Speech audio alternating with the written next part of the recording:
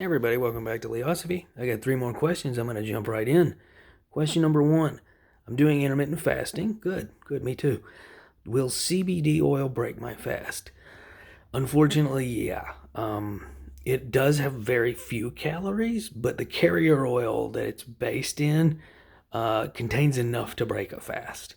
Sorry. If you hold it under your tongue and just absorb it sublingually without swallowing it, then I suppose it wouldn't.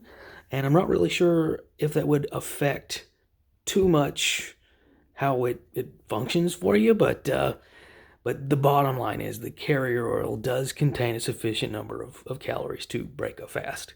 Sorry. Let's see, next question. I've been looking into King Herod's massacre of the innocents, and most people say it was fictional. Is this true? Well, okay, first of all, I have no way of confirming whether it's true or false. However, I will say, given the population of Bethlehem at the time, it's very plausible. Because King Herod did a lot of really, really bad things. And people are like, well, there's no writing about this massacre of innocents. Well, the big reason why it's plausible, and this isn't me making a case for or against it, because again, we have no way of confirming this, but I would argue the reason why it's plausible, not factual, but plausible, is given the population of Bethlehem at the time. A lot of people tend to interpret the slaughter of innocents as like this massive, massive campaign wherein like tens of thousands of babies were killed. And given the population of Bethlehem and the fact that it was male infants born within a very narrow time frame, you're probably looking at like 10 to 20 babies, which is still horrible, but it's not like it's something historians probably wouldn't have written down because it wasn't that big of a deal to them. So that's my take on it. Not saying it happened, not saying it didn't happen, just saying it's more plausible than I think a lot of people give credence to because it wasn't some massive campaign that historians would have been horrified by and written down. I mean, the dude killed like what, three of his sons. So it wouldn't have been it would have been a footnote in history if that. Let's see.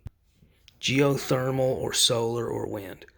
Depends on where you are and depends on how practical it is. And I'm assuming, I mean, no offense, but I don't have a lot to go on. If you're talking about like homesteading or something, then it depends on where you are. And if you're talking about just like in general, we're not really there yet for that to take over like a big commercial energy industry anyway. And wind, my God, every other form is better than wind, just in terms of land usage and environmental effects. So, but yeah, if you live in a non-volcanic area, geothermal can be useful. Whereas if you live in a coastal area, hydroelectric could be useful, but that's not practical for homesteading. It's just in general.